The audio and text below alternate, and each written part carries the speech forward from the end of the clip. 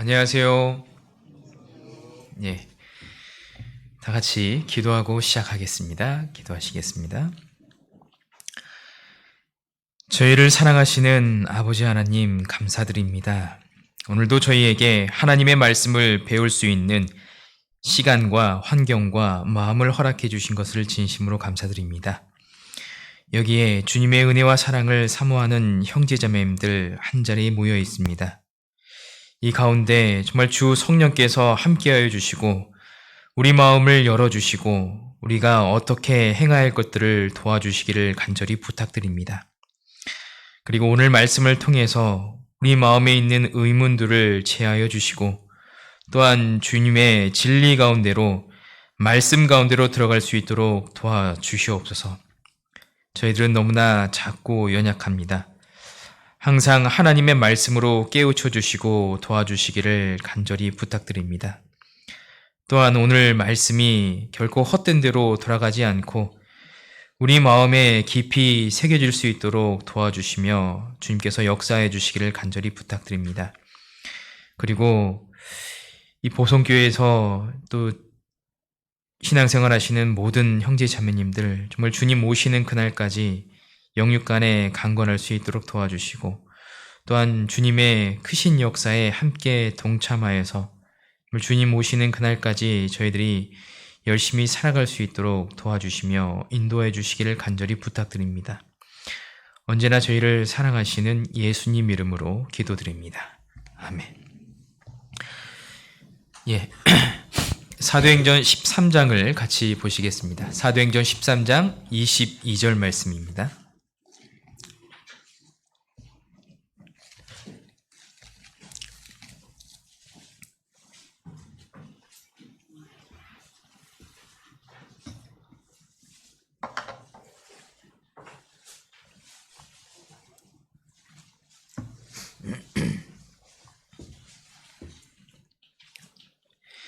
사도행전 13장 22절 말씀 찾으셨으면 첫 말씀이기 때문에 다 같이 한번 읽어보시겠습니다. 패하시고 다윗을 왕으로 세우시고 증거하여 가라사대 내가 이새의 아들 다윗을 만나니 내 마음에 합한 사람이라 내 뜻을 다 이루게 하리라 하시더니 성경 인물 중에 누가 가장 존경스러울까 또는 누구를 가장 좋아할까라고 많은 분들에게 물어보거나 연구 조사 기관에게 물어보면 대부분 사람들이 이 다윗을 꼽을 것입니다. 그 이유는 일단 다윗은 믿음의 사람이다라고 볼 수 있습니다. 이 다윗이 그 예수님의 족보 그 일면에 등장하지 않습니까? 아브라함과 다윗의 자손 예수 그리스도의 세계라. 예수님의 족보를 보면 그 믿음의 조상이었던 아브라함과 동일하게 이 다윗이라는 인물이 그 일면에 등장하고 있습니다.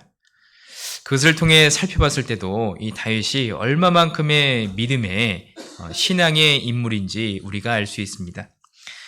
또 우리가 다윗을 좋아하는 이유 중 또 다른 하나는 다윗의 생애를 보면 마치 나의 인생과 같다라는 생각을 할 때가 많습니다. 이 다윗의 말과 행동이 잘 드러난 사무엘 상하나 역대 상의 내용을 쭉 살펴보거나 그리고 시편의 내용들을 이 다윗이 그 내면에 어떠한 신앙을 갖고 있었고 어떻게 하나님을 정말 사랑했는지 그 마음을 잘 담아 놓았던 그 70여 편 이상의 그 시편의 내용을 살펴본다면 다윗의 마음이, 다윗의 생활이, 다윗의 인생이 마치 내 인생과 너무나 공감되는 부분들이 많다라는 생각들을 많이 하게 됩니다. 이 다윗을 이렇게 생각해 보면 이 모든 인생 가운데 완벽했던 것은 아니었죠. 이 다윗이 늘 열정 넘치고 늘 옳은 일만 했던 것은 아닙니다. 이 다윗도 고난이 있었고 인생의 죄악을 물들인 날들도 분명히 있었습니다. 그의 삶을 보면 어두운 날들이 분명히 있었죠. 그리고 또 주님께 묻고 신앙생활 했던 부분도 있었는가 반면에 자신이 잘못된 결정으로 인해서 이 낭패를 보는 그런 일들도 분명히 있었습니다. 그러니까 다윗의 인생을 살펴보면 완벽하지 않고 그리고 어딘가 좀 부족하지만 정말 그 가운데서 끝까지 주님을 섬기고자 했던 그 마음이 뚜렷하기 때문에 마치 그 우리의 인생과 같다, 부족한 우리의 인생과 같다라는 생각을 좀 해보게 됩니다. 자, 근데 이 먼저 읽었던 이 시편, 사도행전 13장 22절에 보시면 이 패하시고 라고 되어 있습니다. 패하시고 다윗을 왕으로 세우시고 증거에 가라사대 내가 이새의 아들 다윗을 만나니 내 마음에 합한 사람이라 라고 말씀하십니다. 이 다윗은 하나님의 마음에 합하였다 라고 표현하고 있습니다. 근데 이 먼저 읽었던 이 본문에 이 첫 구절, 이 패하시고 라고 되어 있지 않습니까? 이 패했다 라는 것은 패유했다 라는 말인데, 먼저는 사울이라는 사람을 이스라엘의 초대 왕으로 이렇게 세우셨는데 그를 패하신 겁니다.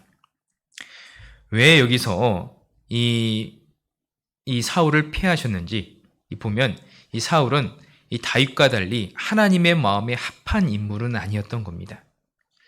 여기 보면 합한 사람이다 라고 이 말을 갖고 있는데 이 말을 사실은 구약 성경에서 인용했던 표현입니다. 구약 성경 어디서 인용했냐? 바로 사울을 버리는 장면에서 그 합했다라는 말을 이 구약 성경에서 사용하고 있는데 사무엘상 13장을 보실까요?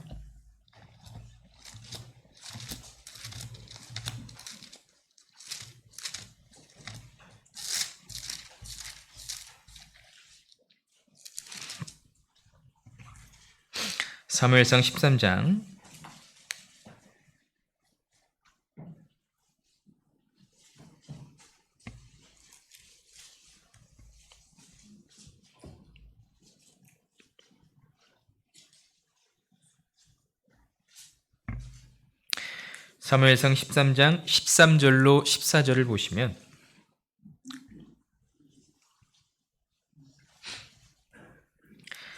제가 읽어드리겠습니다. 사무엘이 사울에게 이르되 왕이 망령되이 행하였도다. 왕이 왕의 하나님 여호와께서 왕에게 명하신 명령을 지키지 아니하였도다. 그리하였더라면 여호와께서 이스라엘 위에 왕의 나라를 영영히 세우셨을 것이오늘 지금은 왕의 나라가 길지 못할 것이라. 여호와께서 왕에게 명하신 바를 왕이 지키지 아니하였으므로 여호와께서 그 마음에 맞는 사람을 구하여 그의 백성의 지도자를 삼으셨느니라 하고, 여기 14절 맨 마지막 부분 보면 여호와께서 그 마음에 맞는 사람을 구하여 라는 표현이 이 신약 성경으로 넘어와서는 하나님의 마음에 합한 사람이다 라는 뜻으로 표현되고 있습니다. 사울은 초대 왕이었음에도 불구하고 하나님의 마음에 합하지 않았습니다. 그렇기 때문에 결국 그를 패하시고 그를 폐위하셨던 겁니다. 하나님은 사울을 더 이상 사용하지 않으셨던 겁니다. 그러나 반대로 이 사울이 하나님 마음에 합한 사람이었다면 여호와께서 이스라엘 위에 왕의 나라를 영영히 세우셨을 것이오늘 라는 표현처럼 이 사울이 하나님 앞에서 끝까지 사용될 수 있었고 그의 가계가 정말 하나님 앞에서 합하였다면 그의 가계를 하나님께서 합하게 분명히 사용하셨을 것이다 라고 볼 수 있습니다. 그러나 결국 그는 하나님 마음에 합하지 않았습니다. 그래서 하나님 앞에서 결국 실격자가 되었다라고 볼 수 있습니다. 우리가 신앙생활을 하면서 실격자다라는 표현은 하나님 앞에서 매우 두려운 표현입니다. 그래서 바울도 내가 내 몸을 쳐 복종케 함은 내가 다른 사람에게 전파한 후에 자기가 도리어 실격자가 될까 두려워함이라, 버림이 될까 두려워함이라를 사실은 이 실격자로 이렇게 표현하고 있습니다. 하나님 앞에서 열심히 살아갔지만 결국에는 실격자가 됐던 이 사울이었습니다. 자, 그런데 하나님은 이 실격자가 된 사울을 패하시고 마음에 맞는 한 사람을 찾으셨습니다. 그 사람이 누구냐? 바로 이새의 말제 8번째 아들이었던 이 다윗을 하나님께서 분명히 찾으셨습니다. 우리가 이새의 8번째 아들, 말제였던 그 다윗을 인간적으로 한번 찾아본다면 과연 찾을 수 있을까? 찾을 수 없을 겁니다. 하나님은 분명히 하나님의 능력으로 자신의 마음에 합한 사람을 지금도 찾고 계시는 거죠. 그 당시에도 찾으셨습니다. 그래서 결국 이 다윗을 찾으셨던 겁니다. 인간적으로 생각한다면 이 말제, 8번째라는 이 표현 자체가 굉장히 밑으로 이 천하게 보일 수도 있을 겁니다. 그래서 사무엘도 다윗을 찾으러 갔을 때, 합한 사람을 찾으러 갔을 때 이 첫 번째, 두 번째, 세 번째 이 아들만 보더라도 어때요? 굉장히 기골이 장대하고 아주 하나님 앞에서 합한 사람인 것처럼 느껴졌었습니다. 그러니까 만약 인간적인 생각으로 찾는다면 결코 찾을 수 없지만 하나님이 계시기 때문에 말지였던 그도 하나님의 마음에 합하다는 것을 하나님은 분명히 알고 계셨습니다. 이것을 보았을 때 하나님은 결코 인재를 낭비하거나 하나님께서 주셨던 이 달란트, 은사를 낭비하시는 분이 결코 아니시다라는 것을 알 수 있습니다. 어떤 분들은 이 교회가 나를 몰라줘서 나 같은 인재를 사용하지 않는다라고 이렇게 생각하시는데 결코 아닌 거죠. 아직 때가 안 됐거나 아직 그 마음이 합당치 못하기 때문이다라고 볼 수 있습니다. 하나님은 정말 이 다윗과 같은 마음, 합당한 마음을 찾으셨습니다. 그래서 이세의 8번째 이 말제였던 이 다윗을 하나님은 직접 찾으셨던 겁니다. 그래서 이 사무엘상 사도행전 13장 다시 한번 보시면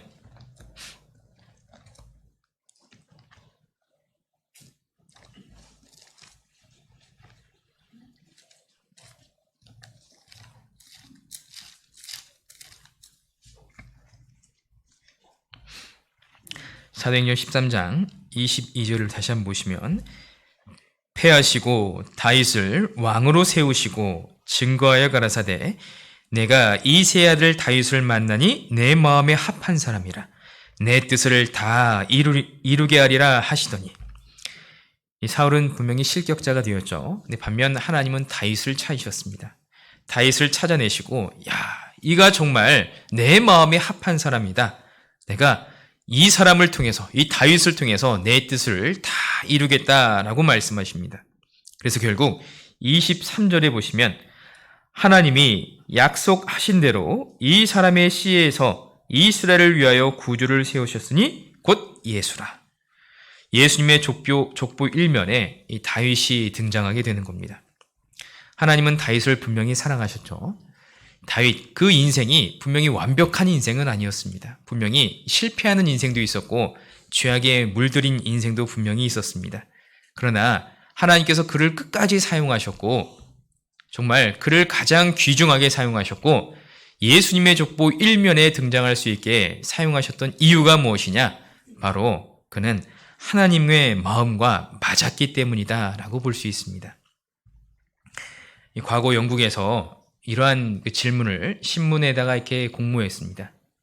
영국의 최북단에서 최남단까지 가장 빨리 가는 방법은 우리식으로 말하면 백두산에서 이 한라산까지 가장 빨리 가는 방법은 무엇일까? 최단 시간에 가는 방법은 무엇일까? 많은 사람들이 공모를 했습니다. 비행기를 타고 간다, 열기구를 타고 간다, 시속 200km가 넘는 그 자동차를 쉼 없이 운전해서 간다. 여러 가지 의견들을 내세웠지만 결국 채택됐던 것은 나와 가장 마음이 맞는 친구와 간다라는 표현이었습니다. 사실 모든 사람에게 공감되지 않습니까? 사실 물리적으로 따져보면 가장 느린 방법일 수 있겠지만 사실 우리의 마음과 생각으로 살펴본다면 나와 같이 마음이 함께하는, 마음이 통하는 이 친구와 함께 갔을 때 최북단에서 최남단까지 가장 빨리 갈 수 있다라고 볼 수 있습니다. 하나님께서 우리 마음이 하나님과 마음이 합했을 때 얼마나 기뻐하실까라는 것을 이 단편적으로 보여주는 예다라고 생각됩니다. 우리가 성경을 통해서 이 다윗이라는 인물을 살펴본다면 이 다윗이 얼마나 어떤 마음으로 살았기 때문에 하나님의 마음에 합한 사람이 되었을까라는 것을 분명 교훈받을 수 있을 겁니다. 그래서 오늘 이 주제를 하나님의 마음에 합한 사람, 이 다윗이라는 제목으로 좀 적어봤습니다. 그래서 우리도 이 하나님과 함께 살아가는 가운데 이 다윗의 생애를 살펴보고 다윗의 마음을 좀 살펴보고 다윗이 어떠한 마음으로 어떠한 하나님과의 관계를 통해서 정말 합한 사람이다라는 평가를 받았는지 그것을 살펴본다면 우리도 이 동일한 평가를 받을 수 있겠다라는 생각을 해보게 됩니다. 자, 먼저 사무엘상 16장을 보시겠습니다.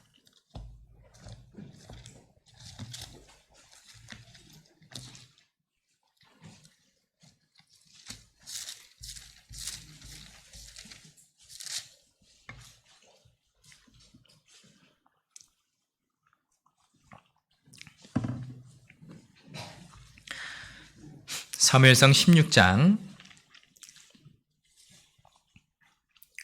7절입니다. 사무엘상 16장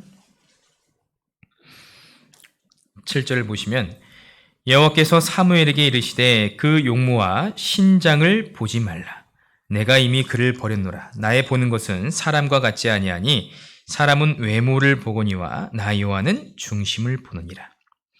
하나님께서 사무엘에게 이르셨을 때 그 용모와 신장, 신장을 보지 말라라고 했습니다. 신장, 키를 말하는 거죠. 키 작은 모든 분들에게 희망을 드리는 메시지입니다. 그죠? 신장을 보지 말라. 아주 좋은 말씀인데, 내가 이미 그를 버렸노라. 나의 보는 것은 사람과 같지 아니하니. 같이 읽어보죠. 사람은 외모를 보거니와 나 여호와는 중심을 보느니라. 사람은 외모를 보지만 하나님은 이 중심을 보십니다.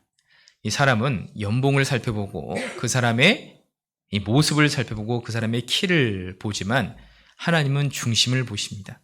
그 마음이 얼마큼 올바르게 되어 있는지, 얼마나 하나님과 바른 관계를 맺고 있는지 그 중심을 보신다라고 말씀하십니다. 다윗은 이것을 너무나 정확하게 알고 있기 때문에 이 다윗의 생애 속에 자신의 마음을 간증했던 시편에다가 이렇게 기록하고 있습니다. 시편 51편 보실까요?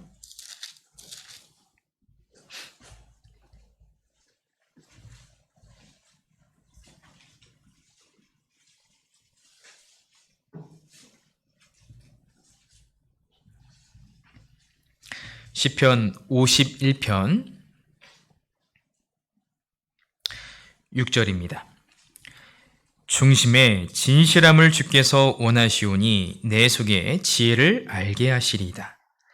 이 다윗 자신도 하나님이 정말 무엇을 원하시는지, 자신에게 무엇을 원하시는지 그것을 정확하게 알고 있었습니다. 하나님은 마음에 이 중심에 진실함을 원하시고 바른 마음의 자세를 분명히 원하고 계십니다. 그래서 이 다윗의 생애를 쭉 살펴보면 정말 올바른 중심에 바른 마음을 갖고 있었다라고 볼 수 있습니다. 다윗이 기록한 70여 편의 시편들을 쭉 살펴보십시오. 얼마나 하나님과 바른 관계를 맺고 싶어 했는지 그 마음의 진실함을 확인할 수가 있습니다. 이 사람은 마음에 가득한 것이 입으로 나옵니다. 성경에서도 마음에 선을 쌓으면 선한 것이 입 밖으로 나온다라고 표현되고 있습니다. 인풋이 있어야 아웃풋이 있는 거죠. 이 다윗은 마음속에 하나님에 대한 지혜, 하나님에 대한 지식으로 가득했기 때문에 늘 그의 삶 속에서는 은혜와 감사와 찬양이 나올 수밖에 없었던 거예요. 그래서 하나님을 찬양할 수 있는 그 시편을 무수하게 많이 기록할 수 있었던 겁니다. 마음 중심이 늘 하나님으로 가득 차 있고 늘 하나님과 가까이 하고 있고 하나님과 늘 대화하고 있는 것, 이것이 다윗의 삶이었습니다. 이 사람은 마음에 가득한 것이 입 밖으로 나옵니다. 어제 저녁에 드라마를 실컷 보고 주무셨다라고 한다면 아침부터 드라마 생각할 겁니다.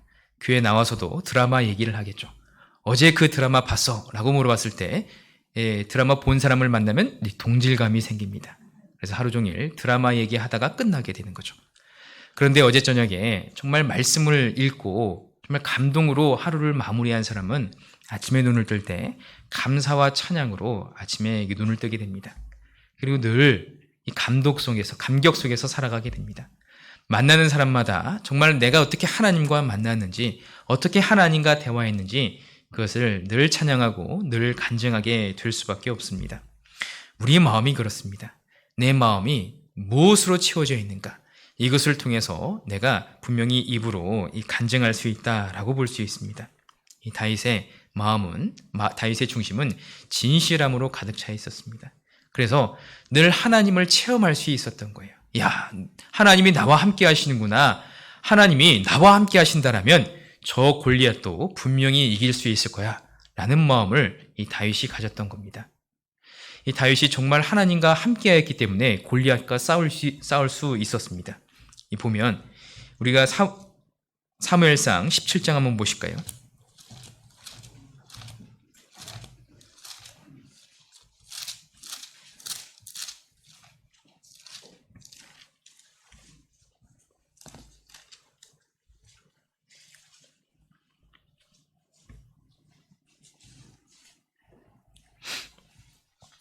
사무엘상 17장 33절입니다.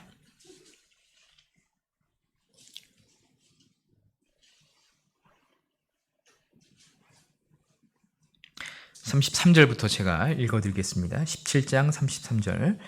사울이 다윗에게 이르되 내가 가서 저 블레셋 사람과 싸우기에 능치 못하리니 너는 소년이요 그는 어려서부터 용사임이라. 다윗이 사울에게 고하되 주의 종이 아비 양을 지킬 때 사자나 곰이 와서 양떼에서 새끼를 움키면 내가 따라가서 그것을 치고 그 입에서 새끼를 건져내었고 그것이 일어나 나를 해하고자 하면 내가 그 수염을 잡고 그것을 쳐 죽였나이다. 주의 종이 사자와 곰도 쳤은즉 사시는 하나님의 군대를 모욕한 이 할례 없는 블레셋 사람이리이까 그가 그 짐승의 하나와 같이 되리이다. 또 가로되 여호와께서 나를 사자의 발톱과 곰의 발톱에서 건져내셨은즉 나를 이 블레셋 사람의 손에서도 건져내시리이다. 사울이 다윗에게 이르되 가라 여호와께서 너와 함께 계시기를 원하노라. 이 블레셋과의 전투 속에서 이 사울이 이 골리앗 엄청난 이 장수 이 골리앗을 이 상대로 이 사울의 군대들이 벌벌 떨고 있었습니다. 이 다윗이 가서 봤더니 이 할례 없는 이 블레셋 군대가 이 하나님을 욕하는 걸 보고 굉장히 마음에 의로운 분노가 탁 치밀어 올랐습니다. 그래서 자기가 가서 이 골리앗을 내가 대적하겠다라고 말하니까 이 사울이 야 너도 소년이고 저 골리앗은 어려서부터 소년일 때부터 용사다라고 표현했던 겁니다. 너는 소년이다라고 말하는 거죠. 여기서 소년이다라고 말하는 것은 히브리어로 나를 말하는데 10대 소년을 말하는 거예요. 10대 정도의 소년을 말하는 거예요. 그러니까 이 20살도 안 된, 20살도 안 된 이 다윗이 이 골리앗과 용사 골리앗과 싸우겠다라고 말하는 겁니다. 근데 이 다윗이 그렇게 말할 수 있는 근거가 있었어요. 근거가 무엇입니까? 자기가 어려서부터 하나님께서 나를 보호하신다라는 체험을 성령에 대한 체험을 그토록 많이 했던 겁니다. 보면 34절부터 보면 내가 아비의 양을 지킬 때 사자나 곰이 와서 양 새끼를 움키면 내가 가서 따라가서 치고 그 입에서 그 새끼를 건져내었고 그것이 일어나 나를 해하고자 하면 내가 수염을 잡고 그것을 쳐 죽였다라고 표현하고 있습니다. 우리가 가만히 생각해 보면 그냥 읽으면 아무런 생각이 안 드는데 가만히 한번 생각해 보십시오. 10대 정도에 되는 소년이 곰이나 사자가 왔는데 이 새끼를 물어가요. 그럼 보통 사람은 어때요? 그냥 버려두죠. 야, 그 정도면 그냥 버려둬 라고 말하죠. 근데 그것을 끝까지 쫓아갔어요. 끝까지 쫓아갔고 그것이 이 사자나 곰의 입에서 그 양새끼를 건져냈고 또 사자나 곰이 나를 해하고자 한다면 그 수염을 잡고 그를 쳐 죽였다라고 표현하고 있습니다. 10대의 소년이 상당히 이 사람이 할 수 있는 능력이 아니지 않습니까? 이 다윗도 경험해봤던 거예요. 성령의 능력으로 하여금 내가 이것을 분명히 행했다는 것을 기억했던 겁니다. 이 정도 근력이 되려면 거의 삼손급 정도 돼야 분명히 할 수 있지 않습니까? 근데 삼손도 마찬가지. 성령의 능력이 있었기 때문에 하나님의 능력이 있었기 때문에 이 블레셋 군대와 싸웠던 것처럼 이 다윗도 마찬가지입니다. 하나님의 능력을 경험해봤던 거예요. 내가 인생 가운데 살아가면서 나는 물론 소년이지만 내 인생 가운데서 나를 하나님이 도와주신다는 것을 내가 무수하게 많이 느꼈습니다. 그것이 단편적으로 드러났던 것이 곰과 사자를 쳤던 겁니다. 사실 내가 소년인데 내가 어떻게 곰과 사자를 치겠습니까? 그런데 하나님께서 나를 곰이나 사자의 발톱에서 나를 건져내신 것처럼 분명히 저 할례 없는 이 블레셋 장수 앞에서도 나를 건져내실 것입니다. 이것은 다윗이 참으로 깨달았던 겁니다. 참으로 인생 가운데 체험했던 것이죠. 사람의 능력으로는 결코 불가능한 그의 일들이 하나님과 함께 있을 때 하나님이 나를 도와주시고 하나님이 나와 늘 함께 하실 때 분명히 승리할 수 있다라는 그런 자신감이 있었던 겁니다. 이러한 마음들이 늘 다윗에게는 있었어요. 다윗의 인생에 이러한 일들이 계속 반복되고 있습니다. 바로 하나님과의 이 깊은 체험이 있었던 겁니다. 이 다윗의 마음에는 늘 하나님에 대한 지식과 지혜와 이 감사가 넘쳐났습니다. 그런 다윗에게 늘 갖고 있었던 마음은 늘 하나님 중심, 이 교회 중심이었던 거예요. 이 다윗이 정말 인생을 살아가면서 내가 정말 하나님을 의지한다면 정말 그 어떤 것도 두려울 것이 없겠다. 그리고 내가 하나님께 받은 은혜가 너무나 감사하기 때문에 또 하나님께 드리는 것이 마땅치 않나 라는 생각을 늘 하고 살았던 겁니다. 그래서 이 다윗의 인생을 살펴보면 이 다윗이 목동으로 있을 때나 왕으로 있을 때나 늘 하나님의 마음을, 하나님을 생각했다는 것을 알 수 있습니다. 이 사무엘 하 7장 보실까요?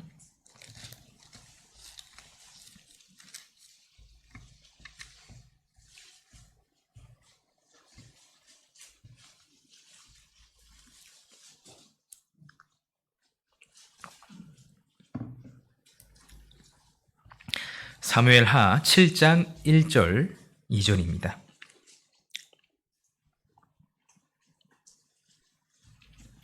사무엘하 7장 1절 2절 여호와께서 사방의 모든 대적을 패하사 왕으로 궁에 평안히 거하게 하신 때 왕이 선지자 나단에게 이르되 볼지어다 나는 백향목궁에 거하거늘 하나님의 궤는 휘장 가운데 있도다.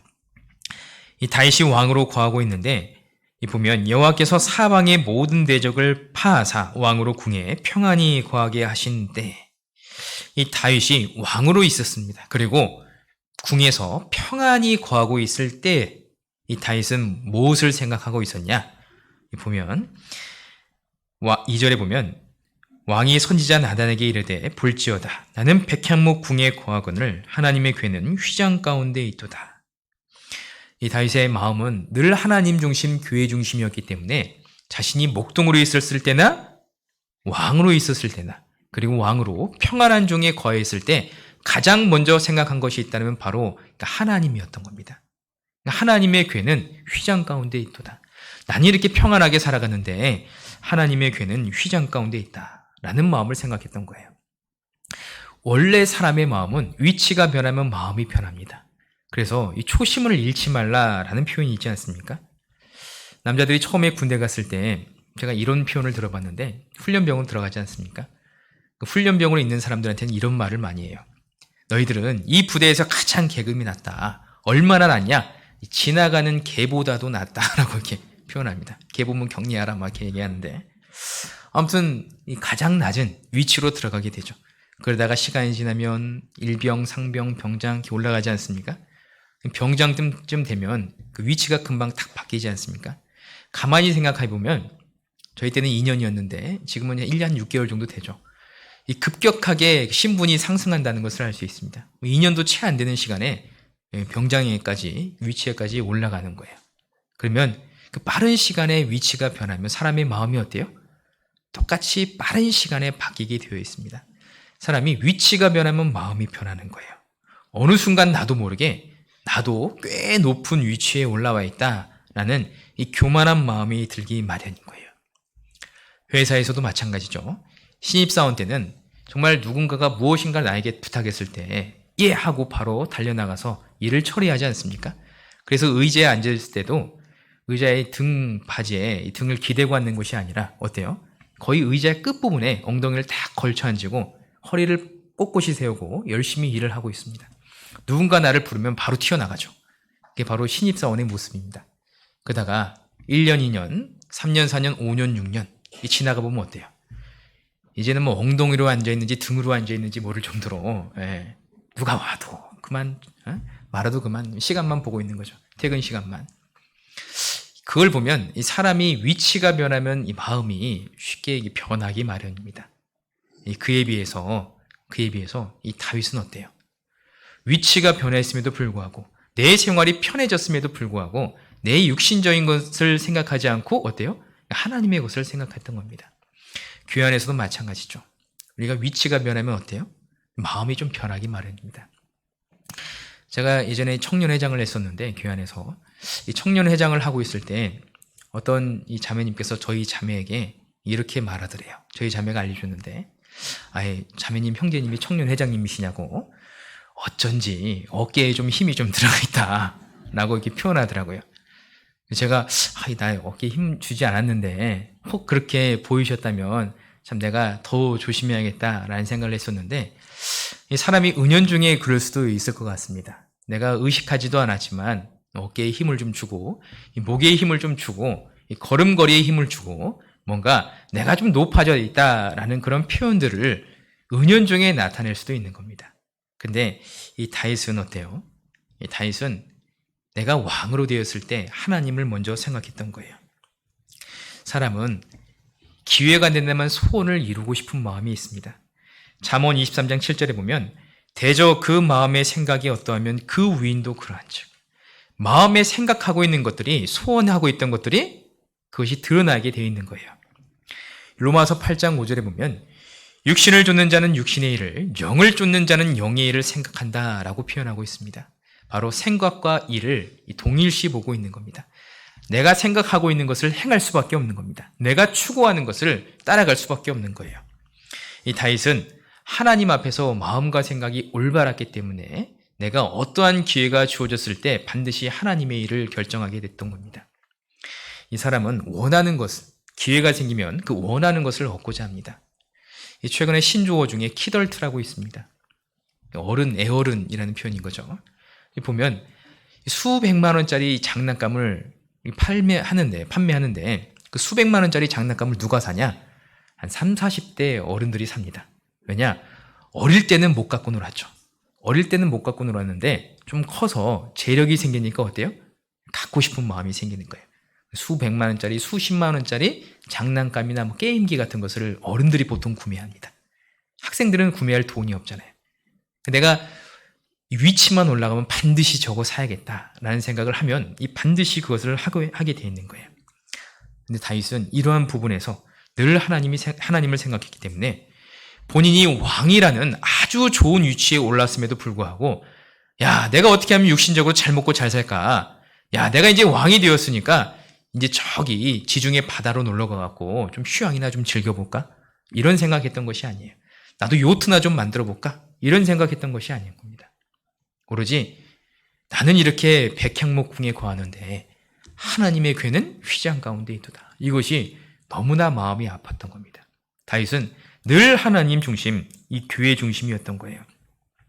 이러한 마음이 있었기 때문에 하나님께서 이 다윗을 내 마음에 합한 사람이다 라고 표현했던 겁니다. 하나님과의 올바른 관계가 이 다윗에게는 있었어요. 그리고 이 다윗에게는 이런 올바른 관계가 늘 지속했다라는 것을 알 수 있습니다. 이 다윗이 하나님과의 관계를 올바르게 지속했습니다. 그런데 이 반대로 이 사울을 생각해 보면 이 사울은 어때요? 왕이 되기 전에는 굉장히 겸손했지만 왕이 된 이후에는 채 2년도 되지 못해서 그가 이 교만해졌다라는 것을 알 수 있습니다. 처음에 사무엘이 이 사울을 왕으로 채택했을 때 이 사울이 행구 뒤에 숨어 있었습니다. 나는 이 왕이 될 제목이 안 됩니다. 라고 이렇게 표현했던 거죠. 그러니까 되게 겸손했다는 것을 알 수 있습니다. 그리고 이 처음에는 자기를 비난하는 사람들을 책망하지 않았습니다. 이 대인배와 같은 모습을 보여줬습니다. 그런데 2년이 채 못 되어서 그가 결국 하나님 앞에서 이 불순종하게 됩니다. 그리고 하나님께서 아말렉을 진멸하라 라고 명령을 하셨는데 그 명령에 이 100% 순종하지 않고 부분적인 순종만 해놓고 내가 순종했다라고 말하는 장면도 있습니다. 이 더욱이 참 사울에게 이런 면모가 있을까? 이렇게 망가져도 이렇게까지 망가질까라고 이 충격적인 한마디가 분명히 있었는데 그게 어디냐? 이 사무엘상 15장입니다.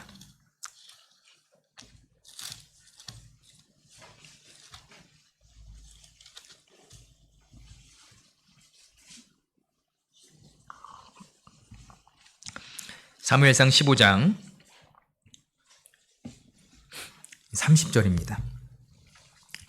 사울이 이 범죄한 이후에 순종하지 않았죠. 순종하지 않은 이후에 자기를 변명하고 있는 가운데 이런 충격적인 표현을 사용하게 되는 거예요. 사무엘상 15장 30절 사울이 가로되 내가 범죄하였을지라도 청하옵나니 내 백성의 장로들의 앞과 이스라엘 앞에서 나를 높이사 나와 함께 돌아가서 나로 당신의 하나님 여호와께 경배하게 하소서.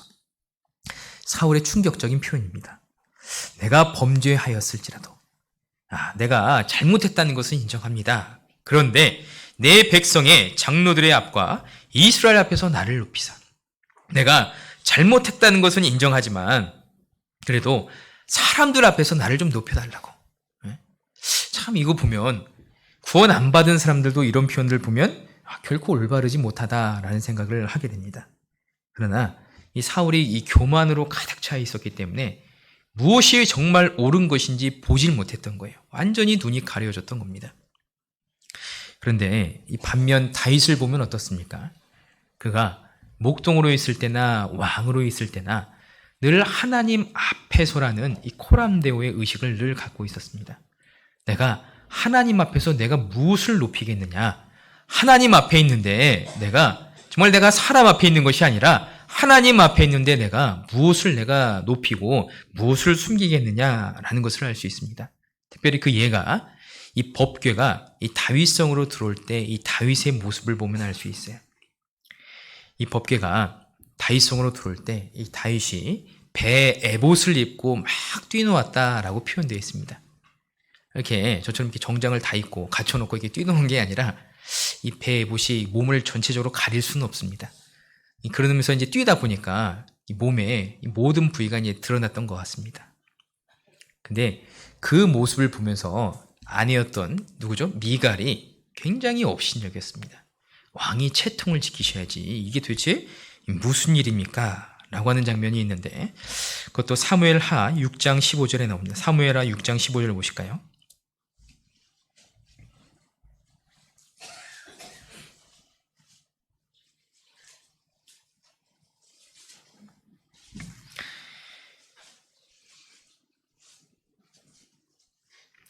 사무엘 6장 14절부터 보시겠습니다.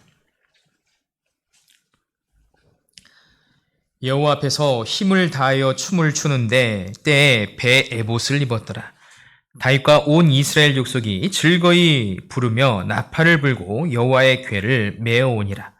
여호와의 궤가 다윗성으로 들어올 때 사울의 딸 미갈이 창으로 내다보다가 다윗 왕이 여호와 앞에서 뛰돌며 춤추는 것을 보고 심중에 저를 업신여기니라.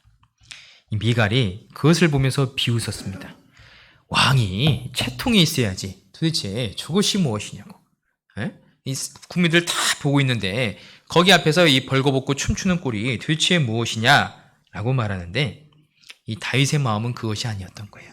다윗은 목동으로 있을 때나 왕으로 있을 때나 늘 하나님 앞에서 나는 어린아이와 같다라는 마음을 갖고 있었던 겁니다. 나는 늘 어린아이와 같기 때문에 하나님 앞에 의존할 수밖에 없는 연약한 존재라는 것을 분명히 표현하고 있는 거예요.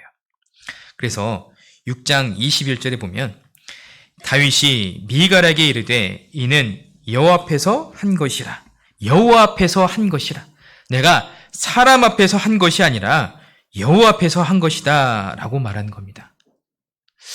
우리가 사람 앞에서는 어른인 척 할 수 있습니다. 그런데 여호와 앞에서는 어린아이가 될 수밖에 없는 거예요. 예수님도 너희가 돌이켜 어린아이와 같이 되지 아니하면 결탄코 천국에 들어가지 못하리라 라고 말씀하셨습니다. 하나님 앞에서 이 어린아이와 같은 마음이 정말 올바른 마음이다 라고 볼 수 있습니다. 처음부터 우리는 사실 연약한 자죠. 연약한 자지만 우리가 나이가 들면서 좀 강해졌다라고 생각이 들 때가 있습니다. 보통 그것이 중학교 2학년 때 그런 생각이 든다고 하죠. 중2병이라고 하죠. 근데 알고 보면 어때요? 어른들이 봤을 때 어때요? 중학교 1학년은 어떻습니까? 굉장히 연약하죠. 자기 스스로는 높아졌다라고 생각됩니다. 그런 것처럼 이 사람이 그렇습니다. 하나님이 보셨을 때는 여전히 연약한 인간인데 이 사람 스스로 사람들 가운데 내가 좀 높아졌다, 나는 좀 뭔가 좀 됐다라고 그런 마음을 분명히 갖는 거예요. 그런데 하나님 앞에서 어른인 척 하잖아요. 그러면 자신의 연약함을 고백할 수가 없습니다. 하나님 앞에서 내가 좀 높아졌다라고 한다면 자기를 성자처럼 여기고 자기를 성인처럼 여기고 어떤 직위가 있는 것처럼 지위가 높은 사람처럼 높은 척 한다면 자기의 연약함을 토설할 수가 없는 거예요. 그래서 간증을 하다 보면 어때요?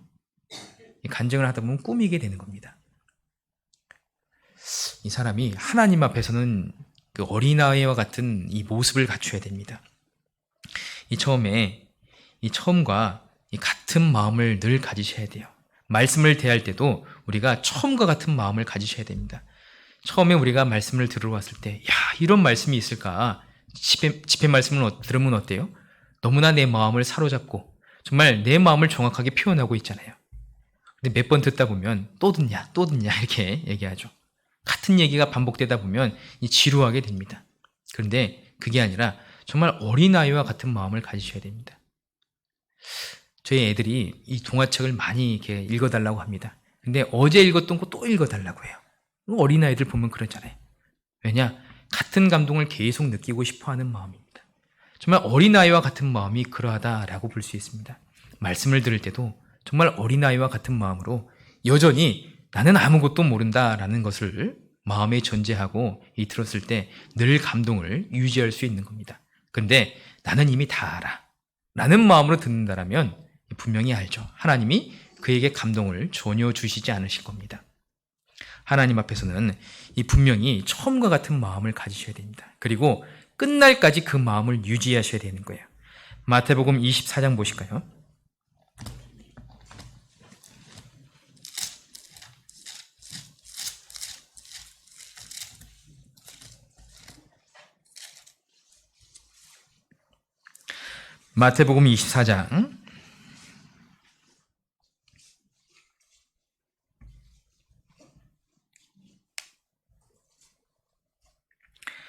마태복음 24장 45절입니다.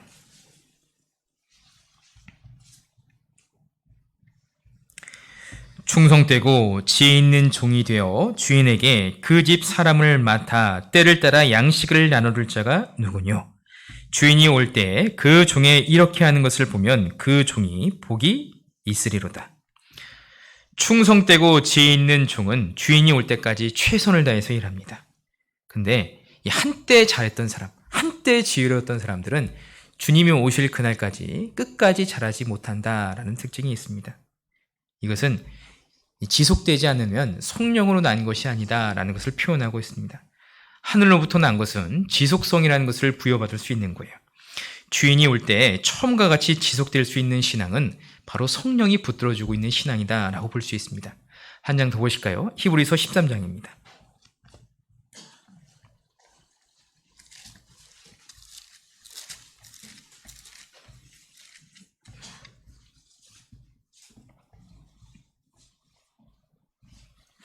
히브리서 13장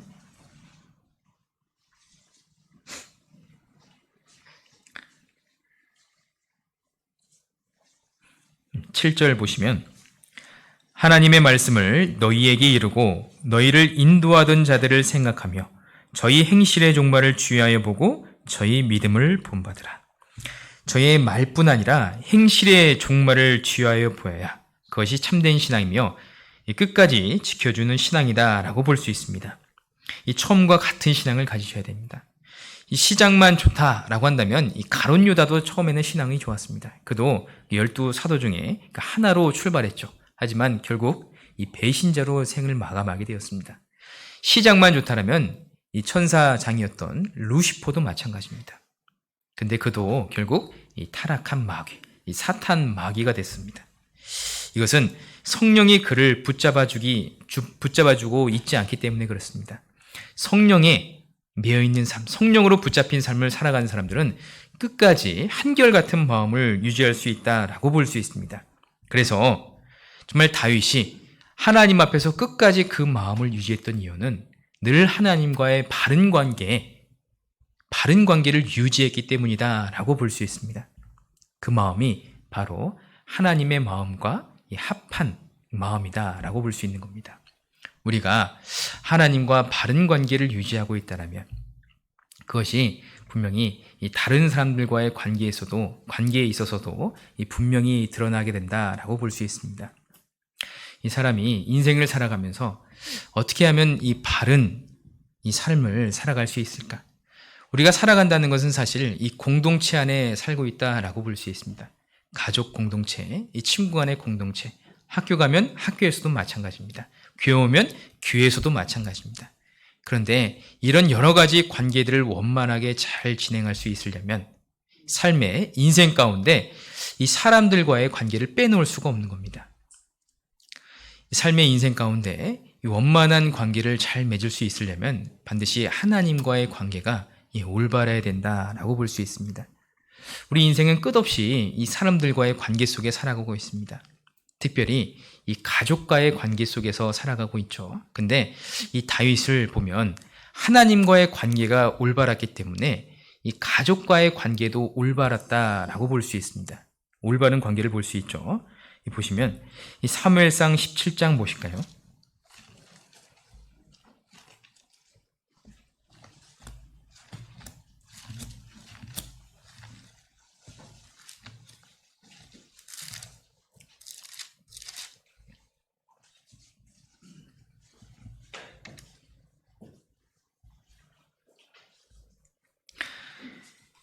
사무엘상 17장 17절을 보시겠습니다.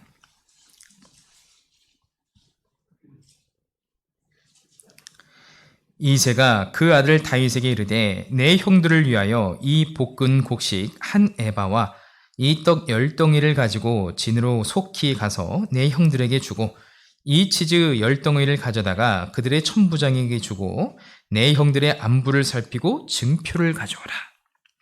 자, 아버지가 이 다윗을 불러서 전쟁터에 나가 있는 형들에게 안부를 전해라, 면회를 갔다 와라 라고 말합니다. 그래서 물건들을 챙겨주게 되는 거죠. 자, 이 다윗의 행동을 보면 다윗이 이 거절하지 않고 바로 아버지 말씀에 순종하는 것을 볼 수 있습니다. 하나님과의 관계가 올바른 사람들의 삶은 바로 이러한 삶입니다. 이 가족 공동체 가운데 위아래라는 것을 분명히 깨닫게 되는 삶입니다. 우리가 이 땅에 살아가면서 하나님과의 관계가 올바르지 않고 하나님과 멀리 떨어져 있는 삶의 가족 형태를 보십시오.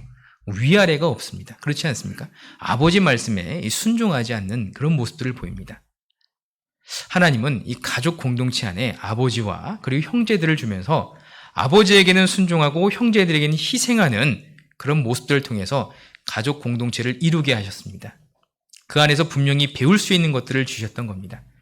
이 다윗은 하나님과 관계가 올바랐기 때문에 이 가족 간의 관계 속에서도 올바른 모습을 취할 수 있다라고 볼 수 있습니다.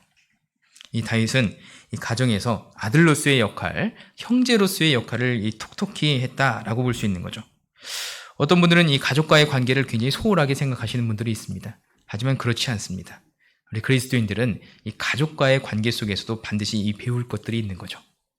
그래서 이 다윗의 모습을 보면 이 하나님과의 관계가 올바른 관계 속에 있었기 때문에 늘 하나님을 생각했기 때문에 이 가족 간의 이 관계 속에서도 올바른 이 관계를 형성하고 있구나라는 것을 알 수 있습니다. 또한 이 다윗은 하나님과의 관계가 올바랐기 때문에 또한 친구 관계 속에서도 올바른 모습을 분명히 보여주고 있습니다. 이 다윗의 친구 하면 누가 생각납니까? 요나단 생각나죠. 네, 맞아요. 다윗과 요나단이 있습니다. 이 다윗과 요나단, 이 다윗이 요나단을 만났습니다. 사무엘상 18장 1절입니다.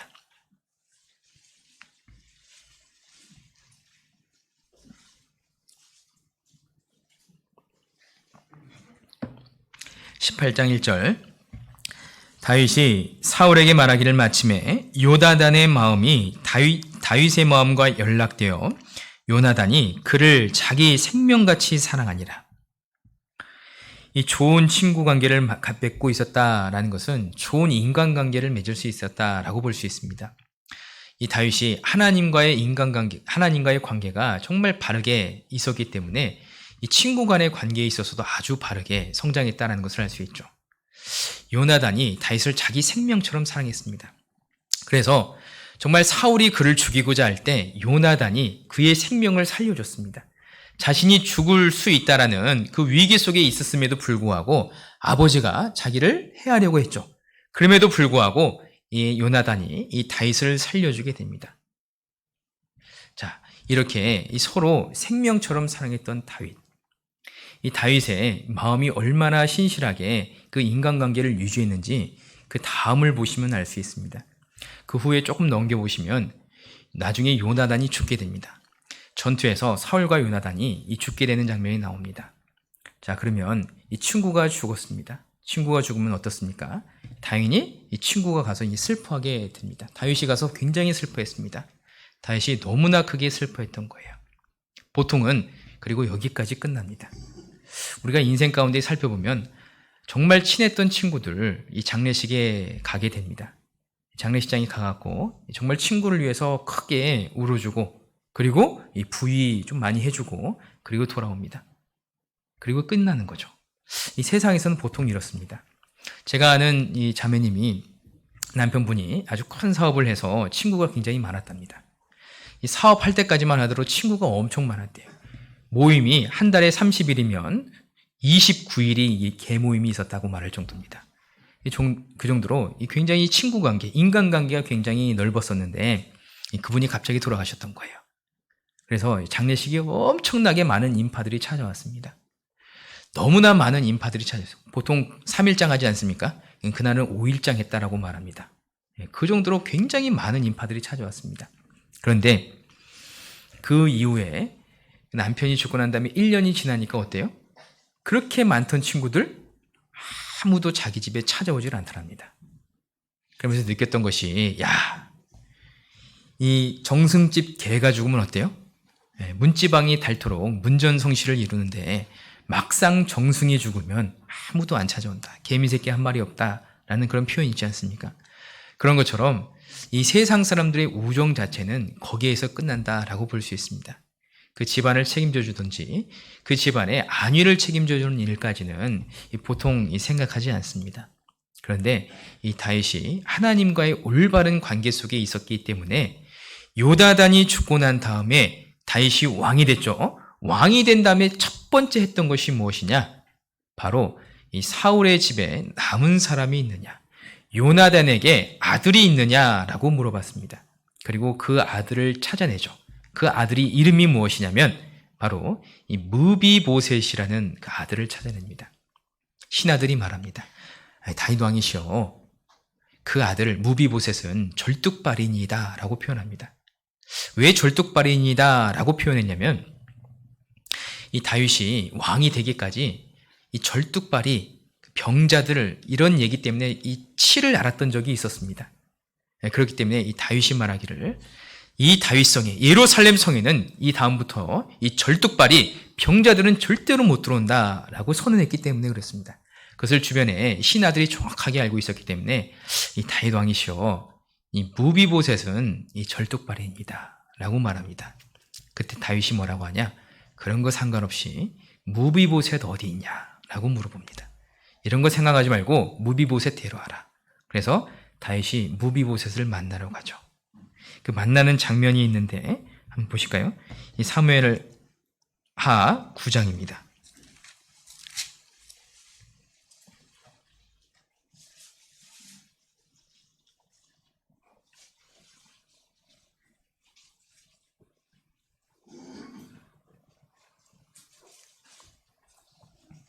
사무엘하 9장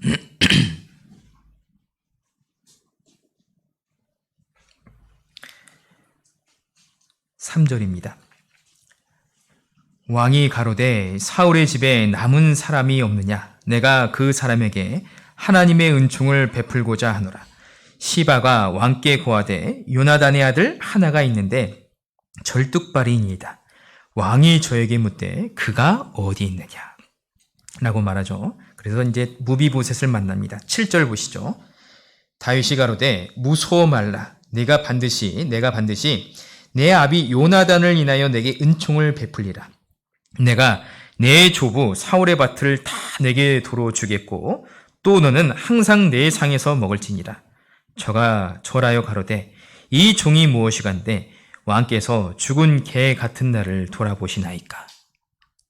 이 다윗이 베풀었던 은혜는 너무나 파격적이었던 거예요. 보통 동서고금을 물어나고 이 전 왕의 후예들은 어때요? 이 다 죽이는 것이 이게 보통 관례입니다. 그렇지 않습니까?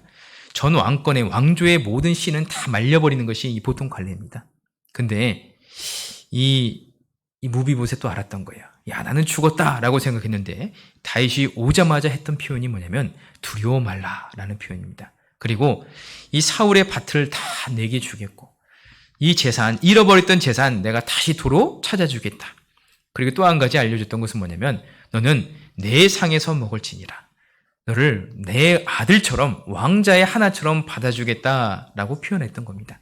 그래서 이 무비보셋이 표현하죠. 이 개도 천한데 이 죽은 개 얼마나 천합니까? 죽은 개와 같은 나를 돌아보시나이까. 근데 이 다윗이 베풀었던 그 은혜가 굉장히 파격적이었잖아요. 그런데 이렇게 파격적이었던 은혜가 과연 어디서 왔는가? 이것 또한 하나님의 은혜 가운데서 분명히 났다라고 다윗이 표현합니다. 이 3절의 초반에 보시면 왕이 가로되 사울의 집에 남은 사람이 없느냐? 내가 그 사람에게 하나님의 은총을 베풀고자 한다. 하나님의 은총을 베풀고자 한다라고 표현하고 있습니다.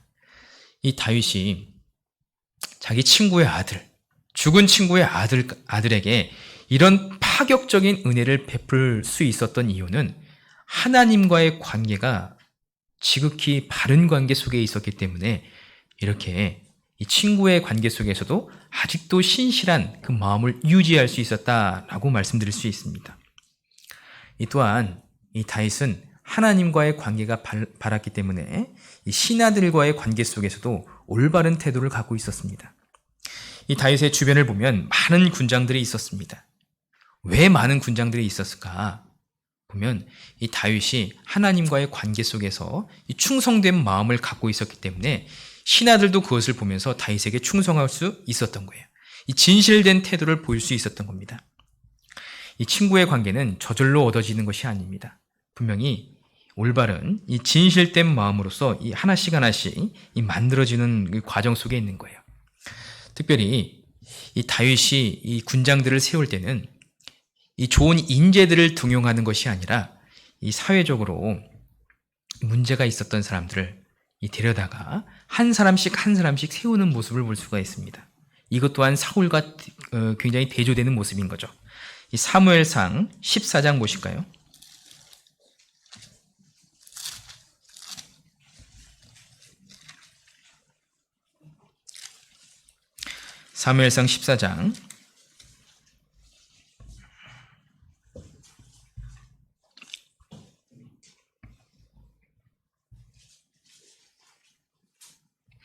사무엘상 14장 52절입니다.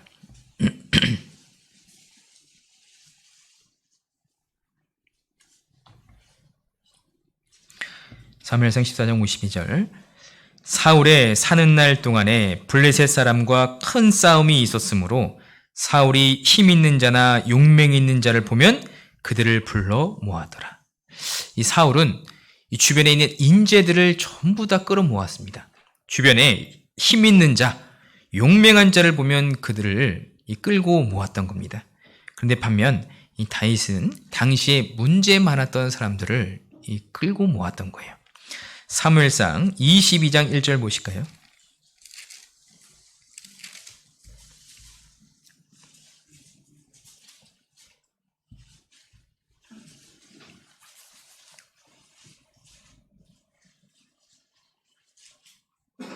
사무엘상 22장 1절. 그러므로 다윗이 그곳을 떠나 아둘람 굴로 도망하매 그 형제와 아비의 온 집이 듣고는 그리로 내려가서 그에게 이르렀고 환난 당한 모든 자와 빚진 자와 마음이 원통한 자가 다 그에게로 모였고 그는 그 장관이 되었는데 그와 함께한 자가 400명 가량이었더라. 이 다윗은 용맹한 자, 힘 있는 자를 모았던 것이 아니라 어떤 자를 모았죠? 이 환난 당한 자, 이 빚진 자, 마음이 원통한 자, 사회적으로 굉장히 문제가 많았던 사람들이 이 다윗에게 몰려들었던 거예요. 그런데 사실은 이 모습이 사실 교회 안에서는 굉장히 중요한 모습입니다. 어떤 분이 저한테 이런 말을 했는데, 이 교회 안에서 서로 인재는 데려가려고 하는데 사람을 세우려는 사람은 별로 없다라고 어떤 분이 저한테 표현하더라고요. 근데 그게 딱 맞아요. 각 부서에서 찬양대든 찬양대, 교회학교는 교회학교, 어디서든지 인재가 있으면 막 데려가려고 합니다. 저 인재 잘한대 라고 무조건 데려가려고 해요.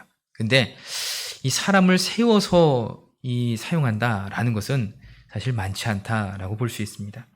근데 이것이 그 어떤 것보다도 중요하다라고 표현하죠. 그래서 바울 사도도 이 고린도 성도들에게 이렇게 표현하고 있습니다. 고린도전서 4장 15절 보실까요?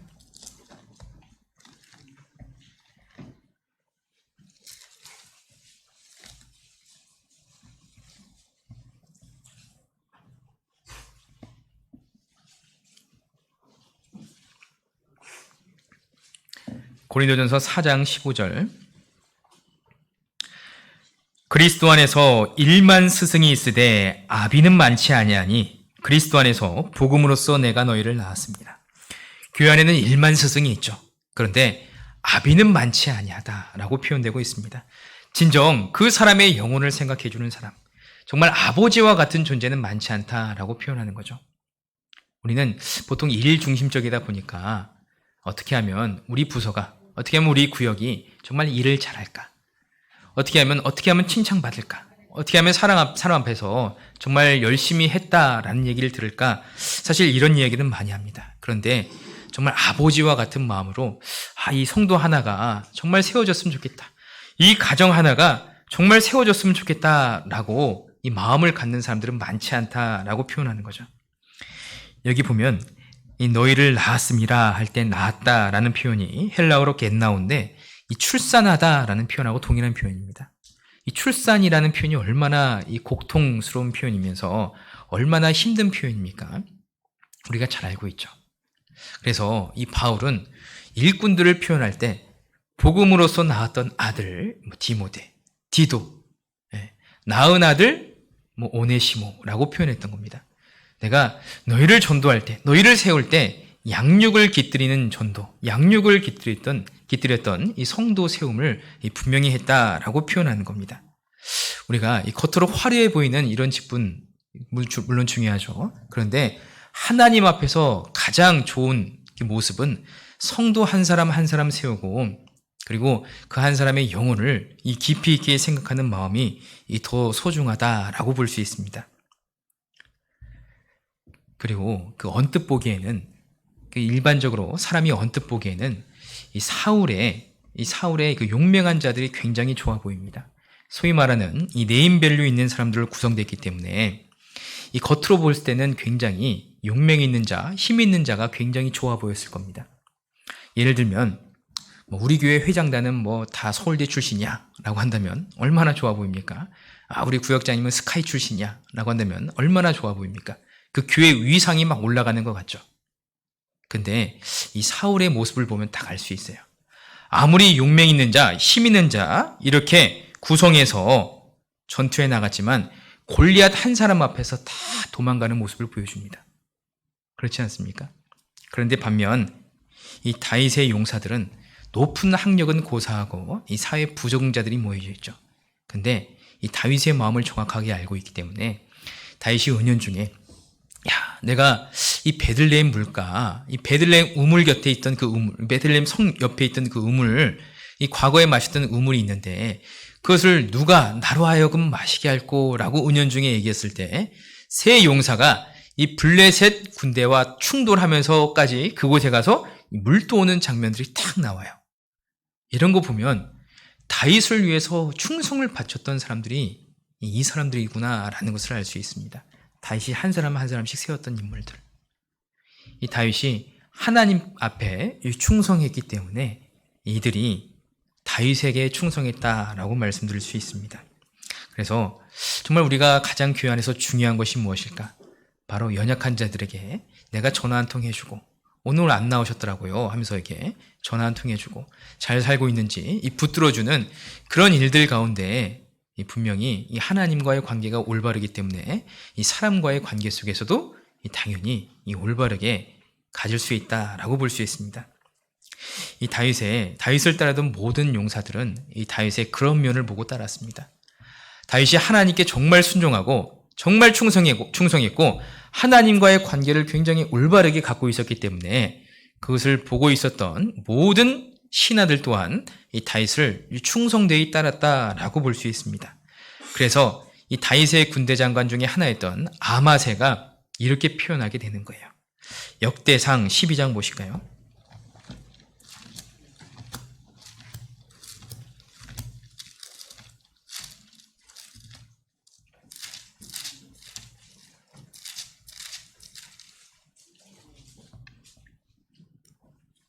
역대상 12장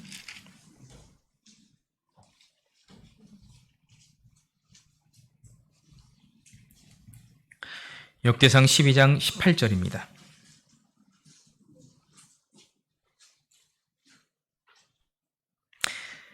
때에 성신이 30인의 두목 아마새에게 감동하시니 가로되 다윗이여 우리가 당신에게 속하겠고 이새의 아들이여 우리가 당신과 함께하리니 원컨대 평강하소서. 당신도 평강하고 당신을 돕는 자에게도 평강이 있을지니 이는 당신의 하나님이 당신을 도우심이니라.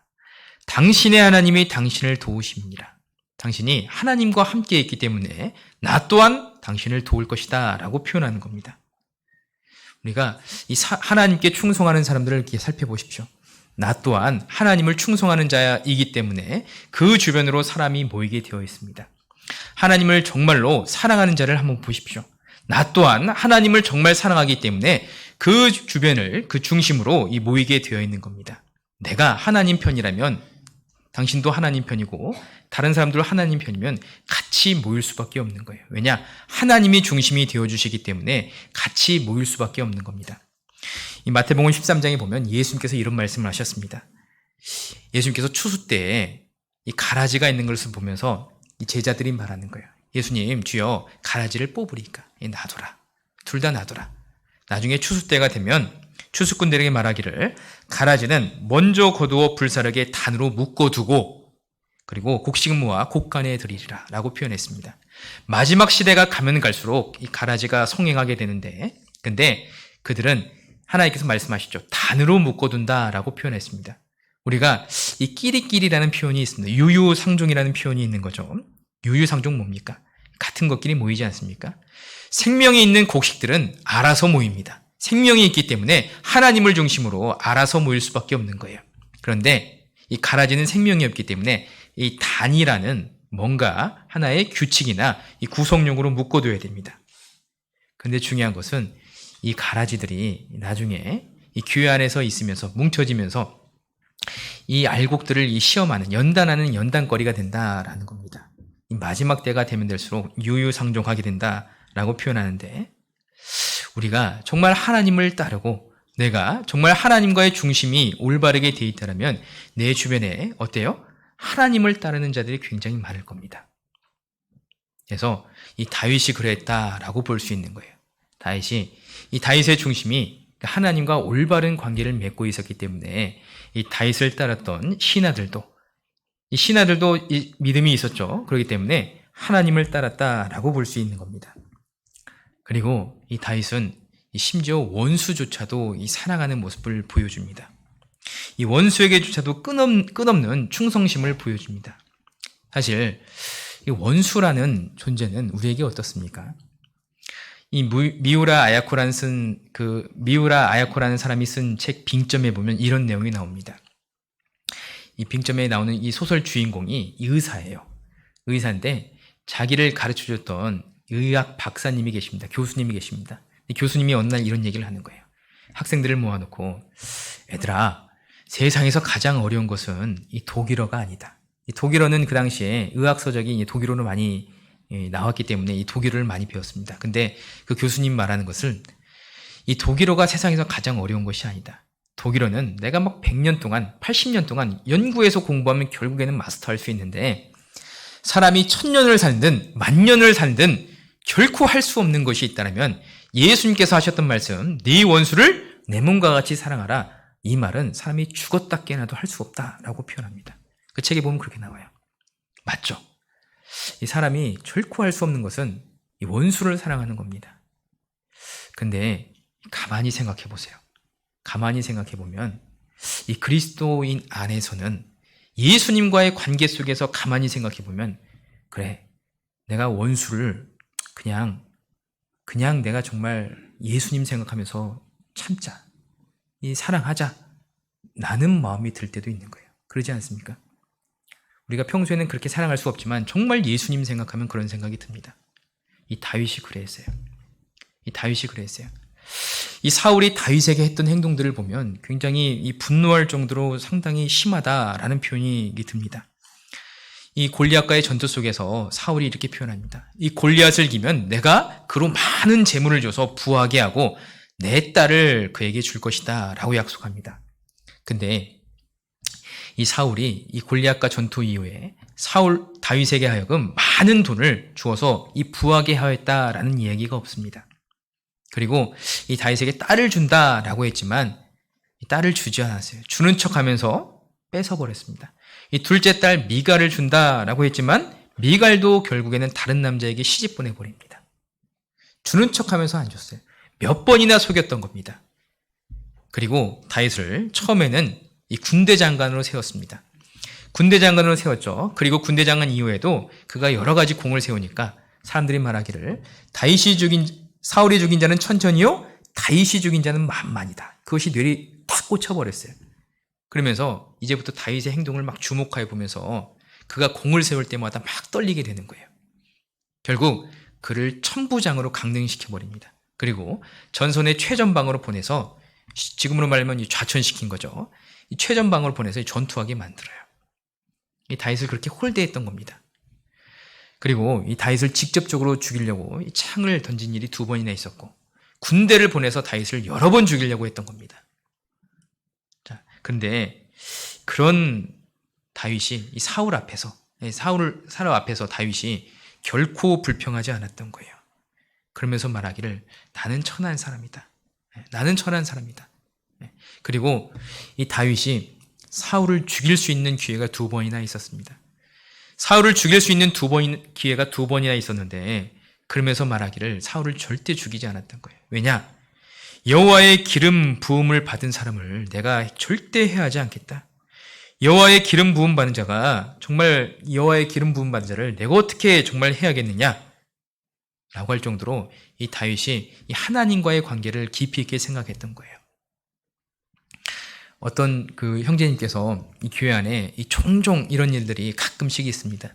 어떤 형제님께서 이 다른 형제님하고 이 돈 문제에 엮일 때가 간혹 있지 않습니까? 교회 안에서도 이 돈 문제에 엮일 때가 간혹 있었습니다. 제가 그 형제님의 이야기를 쭉 듣는데 내가 들어도 참 심하다라는 생각이 들 정도였습니다. 자, 근데 그 형제님이 결국에는 이 마음을 다시 한번 고쳐먹게 되고 그 형제님을 정말 용서하게 되는 일이 있었는데, 그게 어떤 계기냐? 결국에는 예수님 생각했던 거예요. 형제님, 우리 신앙이 있지 않습니까? 우리 믿음이 있지 않습니까? 예수님 생각하면서 좀 참아보면 어떻겠냐고. 그때 형제님이 대답이 예수님 생각하니까 참아진다고. 참 그리스도인에게는 그런 힘이 있습니다. 이 다윗에게도 그런 힘이 분명히 있었던 거예요. 하나님을 생각하니까 그래도 내 원수같이 행했던 그 사울도 분명히 하나님께 기름 부음 받은 자 아닌가. 내가 좀 더 참아보자. 하나님께 그 원수를 맡기자라는 마음으로 참았던 겁니다. 이 하나님과의 관계가 올바르면 이 원수라도 더불어 화목한다라는 말씀이 있습니다. 이 잠언 16장 보실까요?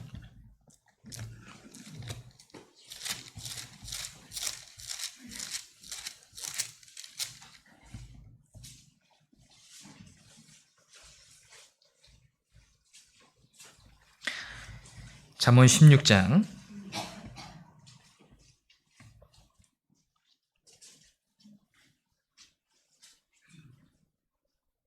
7절입니다. 사람의 행위가 여호와를 기쁘시게 하면 그 사람의 원수라도 그로 더불어 화목하게 하시느니라. 사실 인생의 모든 인간관계의 문제는 하나님과의 관계 속에서 있습니다. 하나님과의 관계가 바르면 분명히 모든 인간관계, 특별히 원수에게조차도 바르다라는 것을 분명히 알 수 있습니다. 그래서 이 다윗이 이러한 마음을 갖고 하나님과의 올바른 관계 속에서 다른 사람들과의 올바른 관계를 맺었기 때문에 하나님 앞에 정말 합한 자의 이 모습, 합한 자의 기준이 된다라고 볼 수 있습니다. 또한 다윗은 이 다른 사람들의 충고를 정확하게 잘 받아들이는 사람이었습니다. 하나님과의 관계가 올바르기 때문에 다른 사람들의 충고와 권면을 그대로 나의 충고와 하나님의 충고와 권면으로 받아들였던 거예요. 이 잠언 9장 8절, 잠언 9장 8절 찾아볼까요?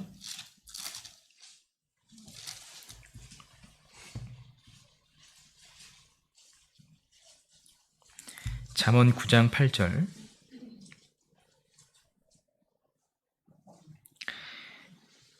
거만한 자를 책망하지 말라. 그가 너를 미워할까 두려우니라. 지혜 있는 자를 책망하라. 그가 너를 사랑하리라. 이 책망과 교훈을 잘 받아들인 사람, 이 사람이 바로 다윗입니다. 이 다윗이 이 나발이라는 미련한 자가 이 다윗을 욕할 때가 있었습니다. 이 다윗이 이 나발이라는 사람이 있는데 이 나발이 부자였어요. 근데 그 부유함을 이 다윗이 지켜줄 때가 있었습니다. 그래서 다윗이 곤고할 때 나발이라는 사람에게 찾아가서 이 신하를 보냈죠. 이 나발에게 나로 하여금 내 백성으로 하여금 좀 도와달라, 좀 먹을 것을 달라라고 요청합니다. 인간적으로 생각했을 때 다윗에게 도움을 많이 받았기 때문에 당연히 줄 것이다 라고 생각했는데 이 나발은 미련한 사람이었던 거예요. 악했던 사람이었던 겁니다. 그래서 나발은 주지 않았습니다. 욕하면서 쫓아보냈어요. 이 다윗이 그것을 알고 이 나발을 내가 오늘 죽이겠다라고 맹세합니다. 이 군대를 이끌고 막 찾아와요. 근데 그때 이 지혜로운 여인 나발의 아내 아비가일이 이 다윗이 누군지 정확하게 알아봅니다. 그래서 이 다윗에게 미리 찾아가서 이 떡과 포도주를 준비해서 다윗에게 찾아갑니다. 그리고 다윗에게 회유하도록 권유합니다. 내 남편 나발을 제발 용서해달라. 내 남편 나발은 정말 그 무지하고 어리석고 미련한 사람이기 때문에 정말 그 사람을 죽이는 일을 당신 손으로 하지 말라라고 정말 여러 차례 회유합니다. 하나님과의 관계 속에서 이 다윗이 그것을 다 깨달아요. 야, 내가 맹세까지 했는데 사실 여러 사람들 앞에서 맹세까지 했잖아요. 선포까지 했지 않습니까? 근데 그런 부녀자의 말을 듣고 생각해보니까 어때요? 내가 헛된 맹세를 했구나. 내가 잘못 말했구나 라는 것을 깨달았습니다. 결국 그 원수를 하나님께 맡겨드리고 자신은 다시 돌아가는 장면이 딱 보입니다. 정말 하나님과 올바른 관계를 맺고 있는 사람은 자기의 개인적인 분노를 누그러뜨릴 수도 있습니다. 정말 하나님과 올바른 관계를 맺고 있는 사람은 남이 충고하는 이야기를 정말 다시 한번 생각해 볼 수 있는 계기를 갖게 돼요. 내가 이렇게 하겠다라고 말했지만 자신을 다시 한번 돌이켜 볼 수 있는 계기를 만들게 됩니다. 사실 우리가 집에 들어가면 아내들이 이런저런 얘기하지 않습니까? 교회 안에서 왜 그런 얘기를 했어? 이렇게 책망할 때 있지 않습니까? 그럴 때라도 잘 들어줘야 됩니다. 하나님과의 올바른 관계에 맺고 있다면 아내의 약간 바가지성의 이야기들도 들어줄 수 있는 마음이 있는 거예요. 이 다윗이 그랬습니다. 그래서 정말 다윗이 정말 하나님과의 합한 사람이다라는 표현을 이 평가를 받을 수 있다라고 볼 수 있습니다. 자, 그래서 이 외에도 이 다윗의 훌륭한 점들이 굉장히 많죠. 다 말하자면 정말 시간이 부족할 정도로 정말 많은데 정말 중요한 것이 있다면 이 다윗의 인생에 정말 부족한 점이 많았습니다. 다윗도 정말 살인죄와 간음죄를 지었던 사람이었던 거예요. 살인죄와 간음죄, 엄청난 죄입니다. 다윗 스스로도 자신이 설마 이런 죄까지 지을 것이다 라는 생각조차를 안 해봤을 겁니다. 만약 생각해보면 제가 여러분 중에 누군가가 정말 열심히 신앙생활하다가 갑자기 어떠한 일에 딱 휘말려서 유치장에 갔다 올 수 있는 계기가 되었다라고 한다면 일단 어때요? 그 사람의 평가를 좋게 보진 않았을 겁니다. 다윗이 그랬습니다. 정말 유치장에 갈 정도, 쉽게 말하면 깜빵이라고 할 수 있죠. 거기에 갈 정도의 죄를 지었던 거예요. 살인죄와 간음죄를 지었던 겁니다. 그럼에도 불구하고 하나님 앞에서 합한 사람이다라고 표현될 수 있는 이유는 그가 분명히 연약했지만 자신의 연약함을 정말 하나님께 고백하고 끝까지 마음을 하나님 앞에서 어린아이와 같은 마음을 가졌던 겁니다. 그리고 하나님과의 관계가 있기 때문에 다른 사람들과의 관계 속에서도 정말 하나님을 생각하고 그 관계를 유지했던 겁니다. 그 신실함을 유지했던 거예요. 그것이 이 다윗이 하나님 마음에 합한 사람이 될 수 있는, 그 평가가 될 수 있는 그런 마음이다라고 볼 수 있습니다. 그리고 마지막으로 이 사도행전 13장 36절을 읽어보겠습니다.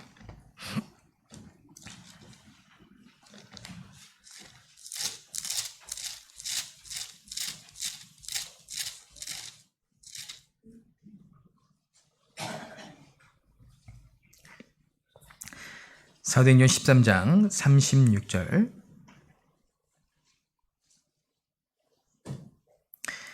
다윗은 당시에 하나님의 뜻을 쫓아 섬기다가 잠들어. 이 다윗의 마지막 평가입니다. 다윗은 당시에 하나님의 뜻을 쫓아 섬기다가 잠들다. 하나님을 섬긴다라는 것은 이 삶 속에 일회적인 것이 아니라 삶 속에 연속적인 것이다 라고 볼 수 있습니다. 그리고 그 묘비에 이렇게 적혀 있는 거죠. 하나님을 쫓아 섬기다가 잠들었다 라고 되어 있는 겁니다. 모든 신앙의 위인들이 이 다윗을 마지막으로 평가할 때 그가 여러 가지 죄도 지었고 정말 못된 부분도 있고 연약한 부분도 있지만 결과적으로 그 인생 총체적으로 어떠한 평가가 내려졌냐? 그는 하나님의 뜻을 쫓아 섬기다 잠들었다 라고 표현되고 있습니다. 사실 나의 무덤 묘비에도 이렇게 써있다면 얼마나 영광된 표현일까라는 생각을 해보게 됩니다. 그런데 이러한 영광들은 지금 현재의 삶 속에서도 계속되어 이어져 갈 수 있습니다. 우리가 사실 한 줌의 흙과 같은 아주 보잘것없는 인생이지만 사실 하나님은 나조차도 그 모든 것들을 영광스럽게 빚어서 새롭게 해주십니다. 우리의 기도가 이 다윗과 같이 하나님과 이 마음이 합한 사람임을 한번 기도해 보십시오. 하나님, 내가 이 땅을 살아가면서 정말 하나님과 합한 이 다윗과 같은 마음을 갖게 좀 도와주시옵소서 라고 기도하면서 살아보시길 바랍니다. 그러면 분명히 하나님께서 나에게 이 다윗과 같은 기회를 허락하실 겁니다. 제 개인적인 간증인데, 제가 20살 때 개인적으로 원래 물론 구원을 받았지만 개인적으로 정말 하나님을 위해서 살고자 하는 마음이 들 때가 있었습니다. 언제였냐면 이제 고3에서 20살로 올라가던 그 시점에 정말 이제는 내가 성인으로서 신앙생활을 내 개인적으로 해야 되지 않습니까? 선생님도 없고 아무도 없기 때문에 내 개인적으로 해야 될 그 당시에 제가 과거에 중고등학교 때 이런 생각은 있었어요. 내가 언젠가는 정말 다윗처럼 한번 살아봐야겠다. 내가 언제는 바울처럼 한번 살아보고 싶다. 이런 마음을 언젠가는 가져야겠다. 라는 생각을 하고 있었거든요. 그 언젠가는 지금은 아니고 언젠가는 계속 갖고 있다가 제가 그것을 다짐했을 때가 20살입니다. 제가 20살 때 그래, 지금 한번 그렇게 살아보자 라고 이 마음을 굳게 다짐했던 적이 있습니다. 물론 굳게 다짐하고 도로 집에 가서 막 게임하고 그랬는데 이 마음과 태도만 바꿨어요. 마음과 태도만 바꾸고 기도만 그렇게 했었는데 실제 그 다음에 하나님께서 나에게 불어주신 성령의 역사는 실로 좀 어마어마하게 크게 다가왔습니다. 나에게 성경을 알게 해주시고 성경을 깨닫게 해주시고 성경과 함께 할 수 있게 도와주시는 역사들이 있었습니다. 제가 그것을 돌이켜 생각해 볼 때 정말 내 마음이 물론 지금 현재 내 상태는 여전히 연약하죠. 그런데 내 마음과 태도가 정말 하나님 앞에서 합당하고 올바르고 합한 마음이라면 하나님께서 나에게도 분명히 다윗과 같은 평가를 내려주실 것이다 라는 생각이 들었습니다. 오늘 이 보성교회에 계신 모든 형제 자매님들도 동일한 평가를 받으셨으면 좋겠습니다. 같이 기도하고 마치도록 하겠습니다. 살아계시며 거룩하신 아버지 하나님, 오늘 이 시간 주의 앞에 모일 수 있도록 은혜를 주신 것 진심으로 감사를 드립니다. 우리 모두를 기억해 주시고 말씀으로써 우리의 삶을 변화시켜 주시고 주의 능력으로써 우리의 삶에 놀라운 변화를 일으켜 주셔서 이 시대, 마지막 시대 모두 우리가 주의 일꾼이 되도록 도와주시기를 간절히 기도드립니다. 우리도 이 다윗처럼 하나님의 마음에 합한 사람이 될 수 있도록 주님께서 주관하여 주시고 인도하여 주시고 오늘 하루 남은 일정들을 또 주님 앞에서 주님이 함께하여 주셔서 오직 주의 영광만이 드러나도록 역사해 주시기를 부탁을 드립니다. 저희를 사랑하시는 예수님 이름으로 기도드립니다. 아멘.